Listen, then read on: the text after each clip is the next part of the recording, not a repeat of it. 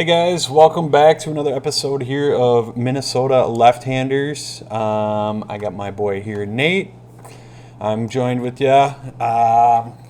Make this a little bit about golf stuff, all the news going on. Talk to you a little bit about what we got going on, and just hang out and have a good time. Make this organic and just have a good time here. So before we jump into things though, Nate, real quick, I just wanted to bring this up. We got our golf tournament, our first one coming up here September 17th, Minnesota Left-Handers, 3 p.m. at Whispering Pines Golf Course in Annandale, Minnesota. A few different ways you can sign up. You can hit up Nate on the flyer here. You can email us at minnesotalefthanders@gmail.com. Hit us with a text, scan the QR code. It's going to be a great event. I mean, we're going to have two teams, lefty-righties, $140 per team. First and second are going to get some payouts with a random payout to a team. We have some skins games going on, longest putt, all the proxy stuff, longest putt, longest drive, close to the pin. Me and Nate were out the other day hanging up some flyers, trying to get some more people involved in this. Make it a thing, make it a community, join a group, have some fun and just get together with the boys and get out there and hit some balls and have some fun. You got any questions on that, you can direct message us. Anything else you want to chat about there on there, Nate? Yeah, no, I mean, I think if you're in central Minnesota, you can't throw a rock without hitting one of our flyers out there. They're everywhere. We were out for a while the other night, kind of getting those things, getting the word out. So I'm excited about that. Yeah, it's our first event, and it's just going to be the first of many. So I'm excited for that to get rolling. That kind of side of what we're doing here to get rolling. Today, I think we should talk a little bit about Will Zalatoris winning the FedEx St. Jude Championship and kind of how all that went down. Definitely, we can't have a podcast without talking a little bit of live golf at this point in the golf landscape. It's just kind of where we're at. A little bit about some off the wall stuff. Favorite songs. I think maybe I got a little music discussion for you today. Awesome. And a little bit about our own golf games and our own some things to chat about there. So let's get started with Will Zalatoris. I don't know if, spoiler alert, I don't know, maybe you recorded this, maybe that's just me who records golf tournaments. I don't know, maybe I'm just that guy. But we're gonna talk a little bit about how that playoff went down. Third hole of the playoff. 21 holes yesterday for those two guys, Sepp Straka and Will Zalatoris, and came down to a par 3. I don't know if you saw, Brett, but I put it on Instagram. I kind of chopped up some of what happened and put it all together, so that's out there if you did want to go watch sort of a shortened recap of that hole. But I mean, it was a bit of a circus. That's the best way to put it. Yeah, I mean, you're going up against Sepp Straka. Sepp. I mean, where's the golden child, Rory? I mean, we need some big names here. They're all going to live, I guess. But no, Sepp, Will, he laces one, short right, hits the bricks. Sepp stands up there, does the same thing, but doesn't get the same break as Will does. All he has to do is put it over the flag onto the green. I'm pretty sure he upped one club, too. He went up one club. That's what I think the announcer said, yeah. Yeah, and he still came up short. And it's funny because their balls were probably 3 to 5 yards apart from each other and did the same exact thing. So then Sepp, he takes his drop, puts one on, or one short, right? And then he went long into the bunker. Yes, long into the bunker, and then chipped on. And while they were trying to dick around with Will's lie and ruling and all this different stuff, Sepp's like, "Do you care if I just go over?" He calls the guy over for a ruling, and he goes, "Hey, can I hit while these guys decide what they're doing?" So he chips on and he puts one close, and then finally Will decides to. I mean, it's like you were saying, just pick up your ball.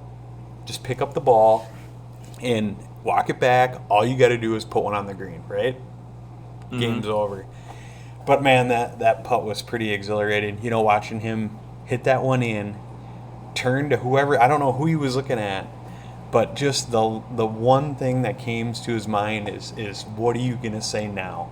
Just a big punch to the media talking about him. Because like I was saying, he's one of probably like I forget the stat, but it's like 3 golfers that have been to 3 or 4 different playoffs in a tournament and not won.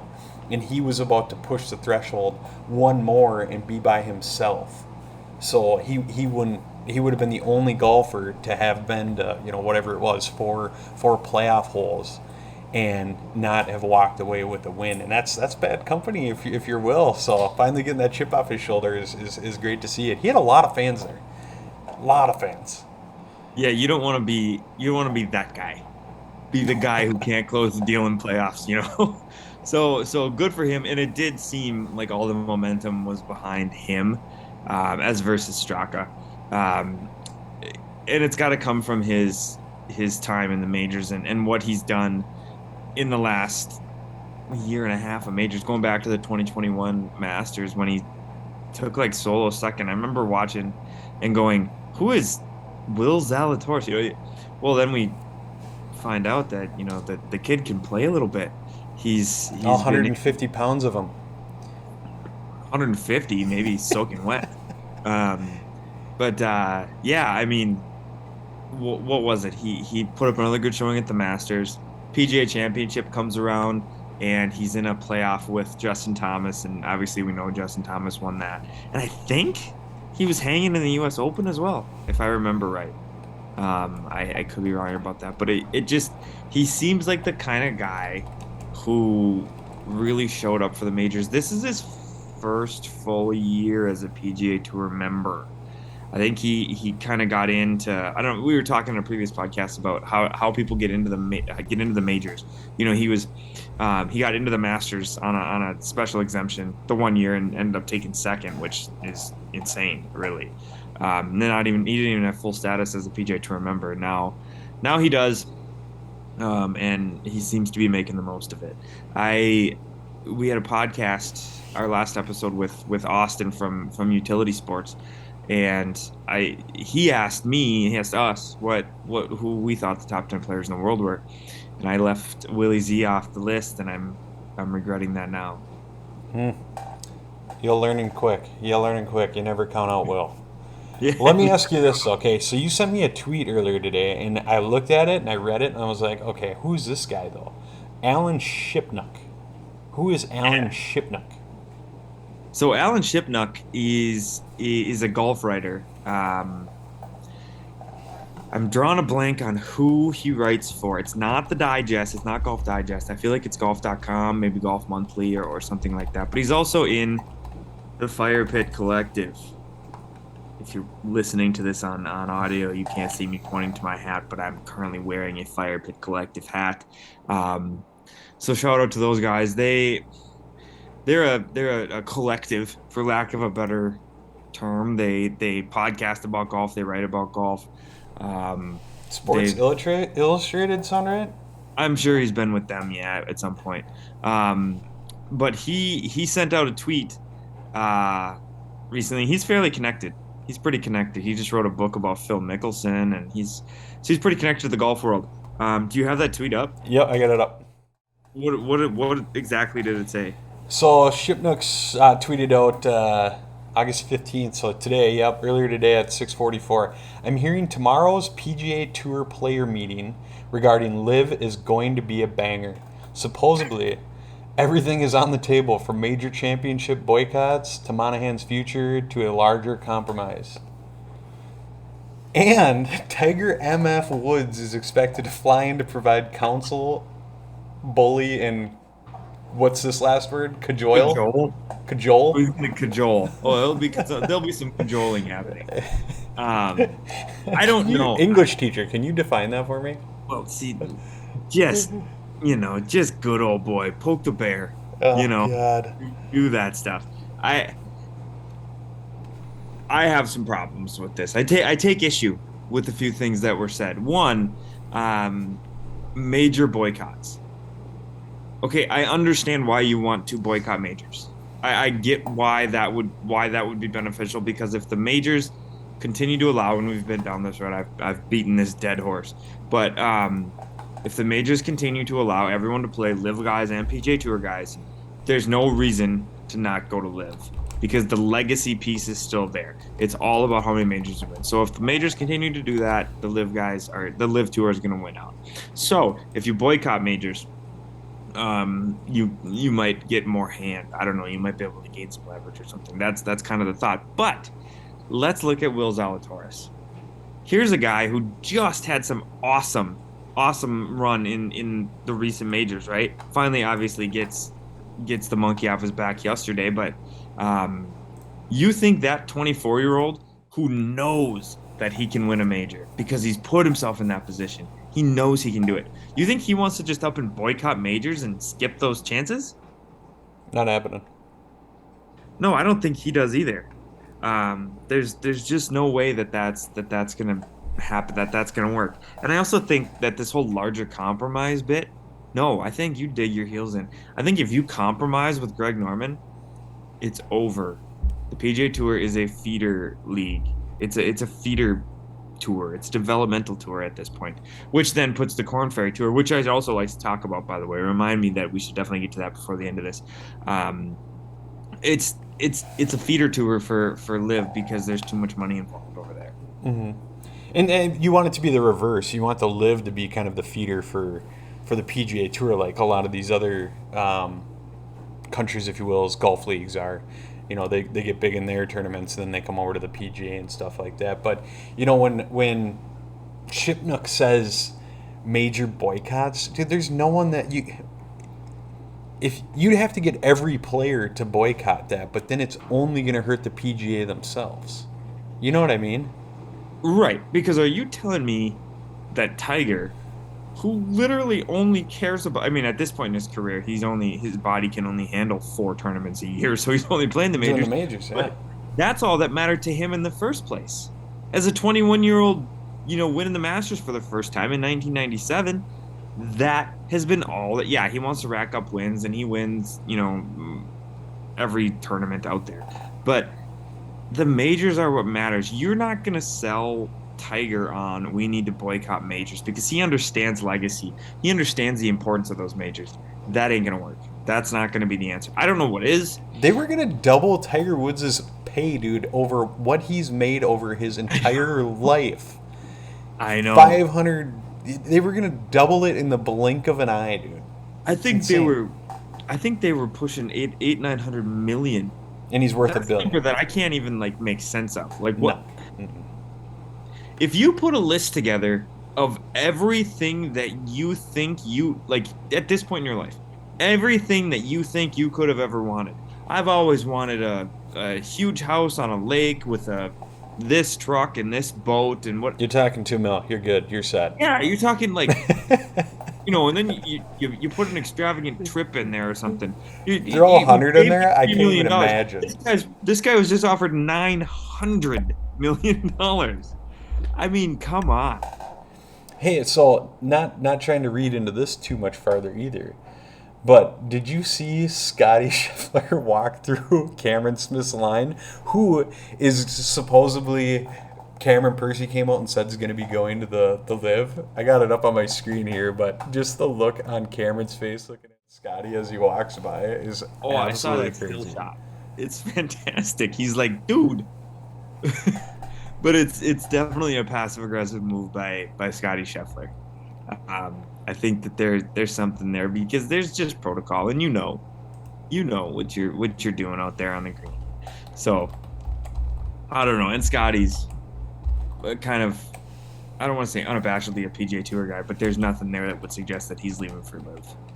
It's been too many years of putting time in to try to be a PGA Tour player and winner, and now he's number 1 in the world, and that actually goes away right now if he goes to LIV because the World Golf Rankings don't recognize 54-hole events and all the things that go into that. So Scotty's not leaving, so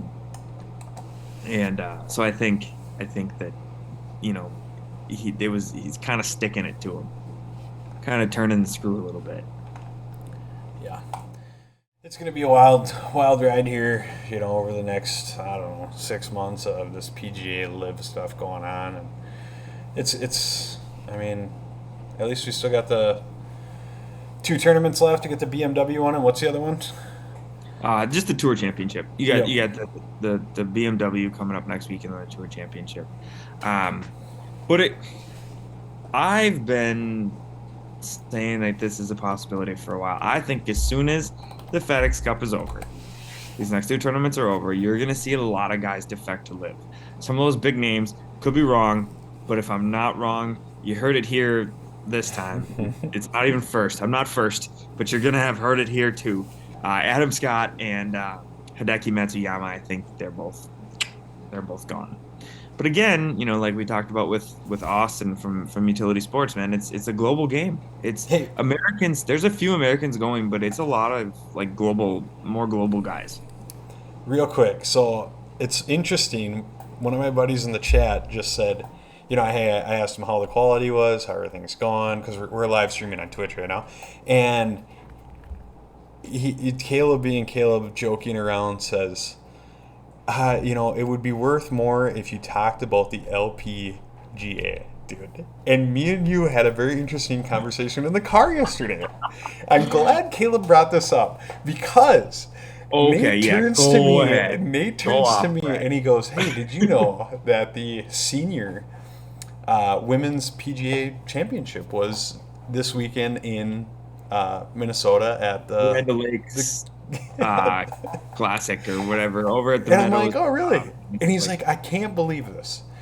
The winner, first place winner, some lady with a very well-known name, and obviously Nate would know this. It's Julie Inkster. It's Julie Inkster. She's a huge name. He is so upset that she took a purse, a number one first winning place of $35,000. It's absurd. It is though. Like he thinks it should is. be worth. And he's not talking about this whole gender equality thing or anything. We're not getting into that. No, he was just saying, and I was like, dude, that's a lot of money for something that doesn't produce, like the viewership that not only just the LPGA but the senior men's PGA and the PGA itself for the men. So we actually did some calculations, and we took the gap between the highest, like the winner of that weekend in the LPGA versus the senior, and then we did the same thing in the men's league, the PGA and the senior PGA, and the gap was just way more. I think Zalatoris took 2.1 million and 2.7, and whoever the other dude was took 500,000, which is just, I think wasn't it 330? Or it was 330, just a fraction. So the LPGA the difference was 35 to 300, or no, 250, yeah. 250, yeah. So the gap between the senior and is just and it was actually the senior Julie Inkster. As the winner's share, she got 14% of what the winner of that week's LPGA event got, which was $250,000. And then so I don't remember who won the Champions Tour event last week, but that number at $330,000 was like 12.2% of what Will Zalatoris got. And so that conversation ended. I got quiet real quick.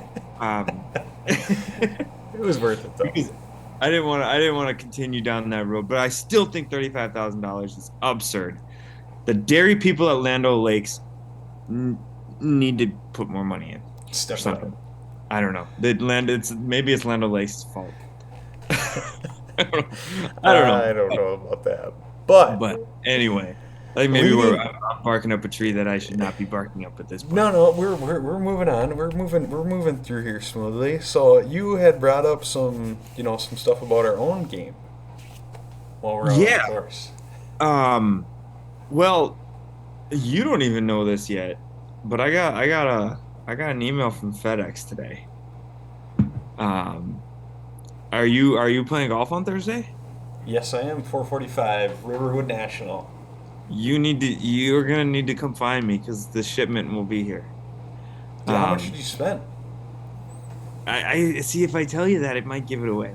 Oh, okay. No, I don't quite wanna give that away yet All right, all because right. We'll save I the don't want. spoiler for later. I Hit up got our I social got media to see what I end up getting. 445, and you're. Let's see. We're gonna be going off the front side, so you're probably going off 10. Um, Nice. I'll We see get the if I can. back, dude. I'll Nice. see if I can get there. Before you tee off. So I this I'm pretty excited about it. I'm We'll just excited. coordinate it. We'll coordinate it. Um, but yeah. So I've got. Oh, it's the first week. So for context, I don't know if Caleb's listening. Um, for context here, I play in a league at Riverwood National, site of the 2023 State Lefty Open. Be there or be A square. square. Um, I don't know how that's gonna play on audio. Me drawing a picture of a square. But yes, be there or be square. Um, so I play in league out there. You do not. We play. It's a 9-hole league. Um, so every time that we're on one side, general public plays the other, which ends up Which being is you. me. Yep. Yeah, you I'm there gotta. with two or three buddies every Thursday too at around that 4:30 to 5 o'clock tea time.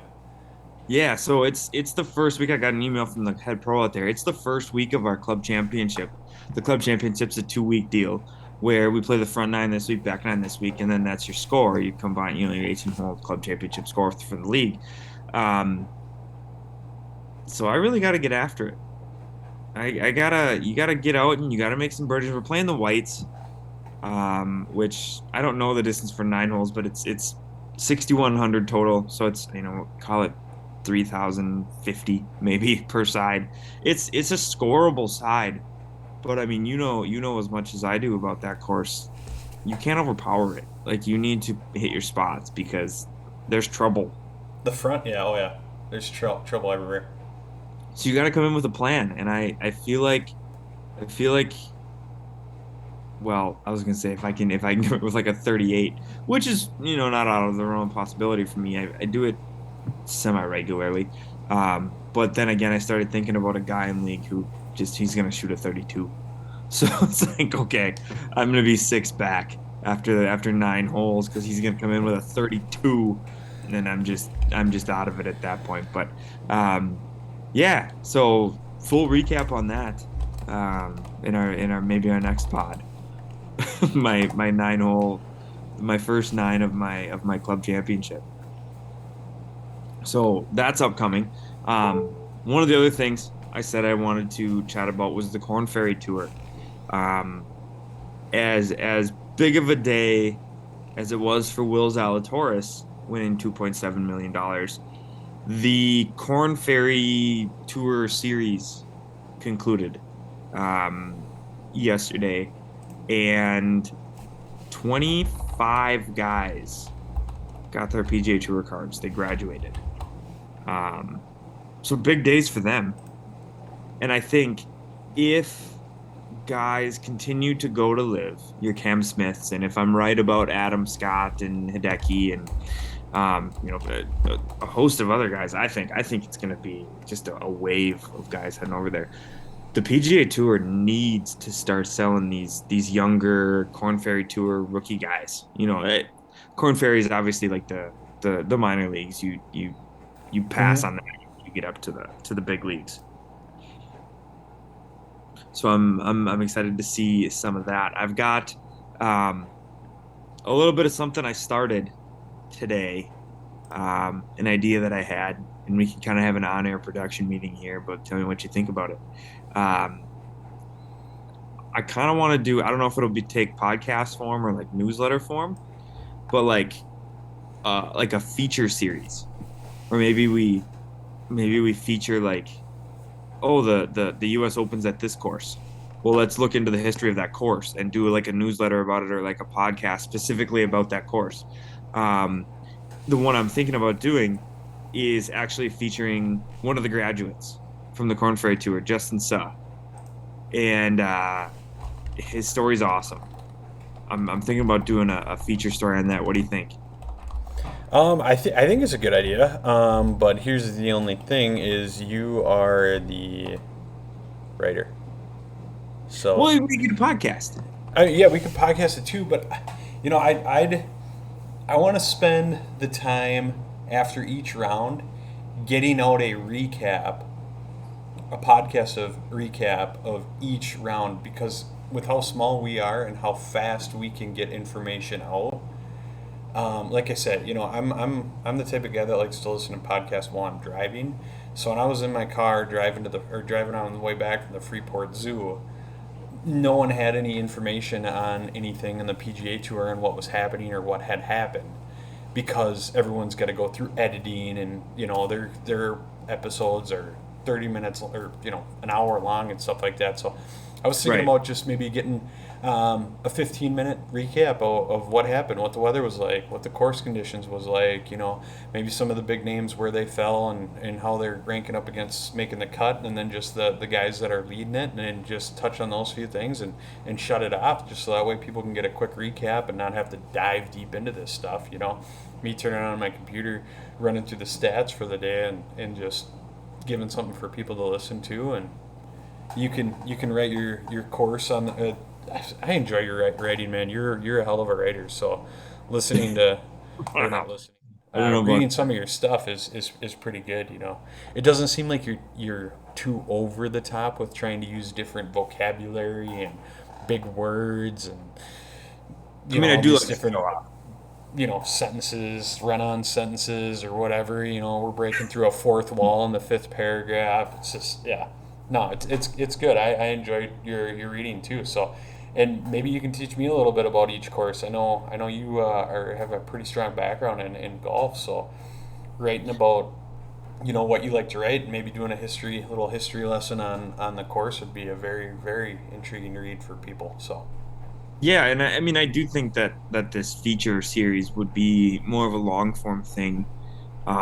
It might take me, you know, a week, 2 weeks to get it out, because I one have a life that I have to try to maintain as well, and it's just not. I want to make sure that I've got good, entertaining information. Um, Whereas some of your quick hit stuff that you're talking about is definitely something that, you know, you could maybe take the lead on that and I'll jump in, whereas I take the lead on this and you jump in. Um, but yours is much more quick. It's the frequency is obviously a lot higher.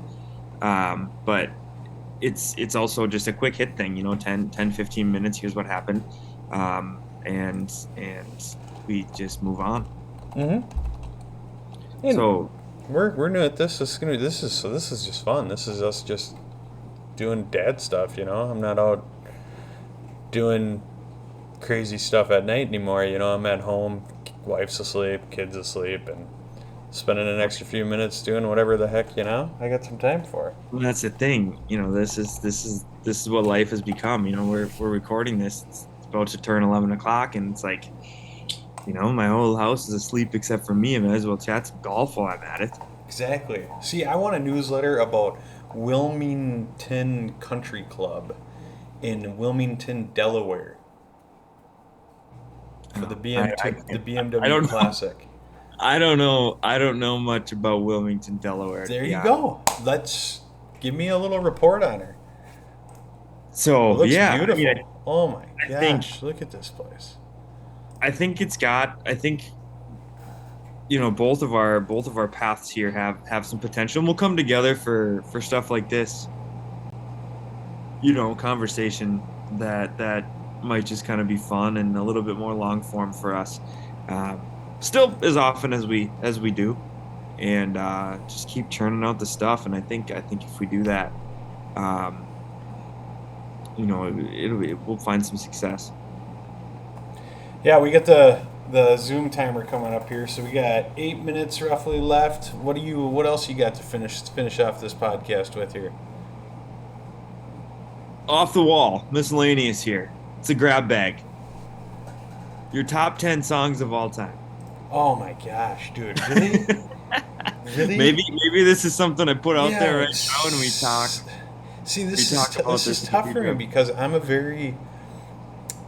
all over the place. I don't have for me it's 90s alternative. I mean, I'm not talking like the mainstream stuff of, Cranberry Zombie or stuff like that. I'm talking like the Smashing Pumpkins, some Sublime, some Blink 182, kind of going back to that generation. That's got some soft touch for me. But even into the 2000s rap, the big timers, dude, some Nelly, some Timers DMX. with a Y? Big Dude, timers. Cisco? Are you kidding me right now?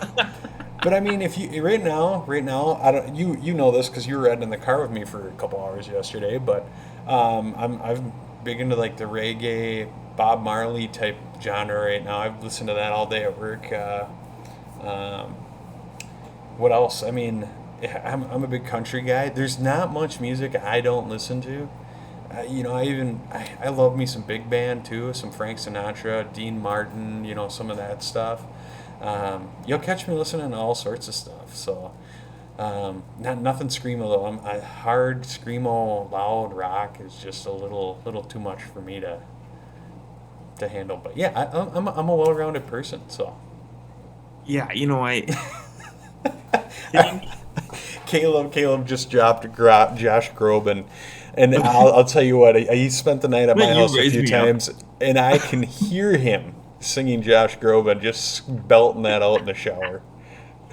here's what I fear, and this may shy people away from ever listening to our podcast because I might be labeled as a crazy person. My top 10 songs of all time playlist on Spotify, which is that's just the platform where I use Spotify. It's got well over 10 songs in it. Because you can't just have 10. I mean, that's a rotating list, right? I mean, I think my top 5 are consistent top 5s is the top 5, but you can't just have 10 songs in your top 10 song list. Yeah, you have to. That's the rule. Top 5, top 10. But no, they have to rotate. They have to rotate through. You can't. I don't know. I think, but the problem. Okay, the problem is mine might have like 70. Oh, this is the greatest of all time. It's the greatest of all time. It's got to be in there. Maybe what I'll do, I think I can tweet out my list, my Spotify list. Maybe I'll tweet that out, and I'll get some feedback from you and I don't know, anyone else who might want to contribute their opinion to. Caleb says Nate looks like his top 5 are all Sheryl Crow.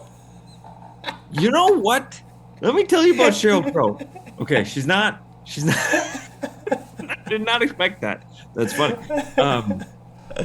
Sheryl Crow did not crack the top 10, but she cracked the top 100. I bet, yeah. He's got, some good ones there. Soak up the sun. I'm gonna start singing to you guys. Wanna soak up the sun. Oh God, no! You know what? I'm adding that one to the playlist if I don't already have it. There it is. That's what I'm saying. You start talking about. Listen to everything, man. Suddenly, you're interested. So hey, recently added. I don't know if you've heard of SPM. SPM. South Park Mexican. Just added those guys to the place.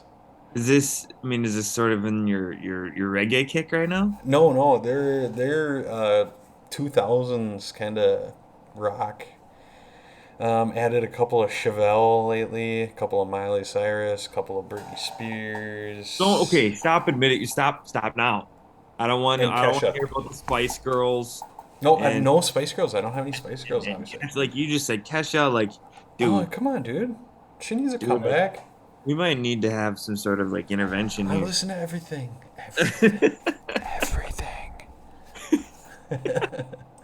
What else? Who? So, see, my top 10 Aqua, Barbie Girl, dude. Yeah, that song was a banger. So my top 10 has songs like Freebird in it. Yeah, see, like, you're old, man. I mean, it's younger than you. Fun.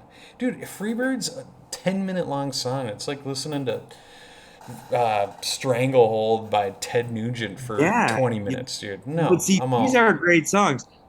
Oops, I Did It Again is not cutting it for me. Hey, that's a good 2-minute song to listen to every 10 years, okay? 10 years. Okay, I'll give you that. Every 10 years. I was All right. listening to some Sierra and Ludacris. Huh? Oh, oh boy. Yeah, dude. Remember when Ludo was at that resort that we went to? He was out of there. He was gone by 10 p.m. because he's Shania old. Twain. Nice. Love me some Shania. Um, a conversation to continue into another episode for sure. Absolutely. Once I tweet out my list and you get a look at that, uh, you might have a little more to say. You might have maybe some bigger opinions. Um, but as we wrap here, what are you excited about? What are you going to work on in your game on Thursday when you play at 4:45? Thursday, slowing down the swing and not coming over the top, getting in shallow. That's my biggest thing. Getting that head behind the ball, coming in shallow, and not coming over the top. Just getting that nice, easy swinging out to hitting it at 7 o'clock and swinging out and just letting the club do the work, make the levers work instead of swinging at the ball. You know what I mean? Yes, I'm envious of your shallower plane, what you're working on. That's something that I'm going to work on this winter in the Doimer Golf Academy, aka my garage. But I got a net now. I've got a little putting mat thing. I mean, it's going to be great. I'm going to put a propane heater in there, despite your thoughts No, on man, you're gonna be dying. I'm gonna come over there, and Nate's gonna be laying on his garage floor, all blue, carbon monoxide poisoning from a propane heater in his garage, garage. a little bit What's the cracked. point? Just get an electric heater. Your garage is like 12 by 12. I know. I could barely get my little crossover SUV in there. He's got a two-car garage. It's a nice sized garage. He's got a good setup in there. I can't swing more than a 7 iron. I'll hit the ceiling. Well, hey man, I appreciate it as always. It's been great catching up with you, talking a little golf. You could probably look forward to our TikTok. Got more videos coming out on that and all the highlights and stuff like that. I don't.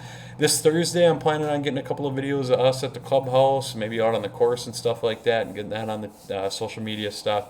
Having some fun, and you can look forward to that. I'm trying to do an update after the start of the round on Thursday. You might catch one more podcast in between there. Might get Austin in here, our special guest from Utility Sports in here, and do some more chatting about golf and football and more things to come. But as always, check out the flyer. Minnesota Left-Handers tournament coming up September 17th. Get out there, join us. It'll be great. Yeah, hit us on social media and come play in that event. It's gonna be a lot of fun. Talk again soon. Merch will be dropping soon. We'll talk to you Yeah. guys later.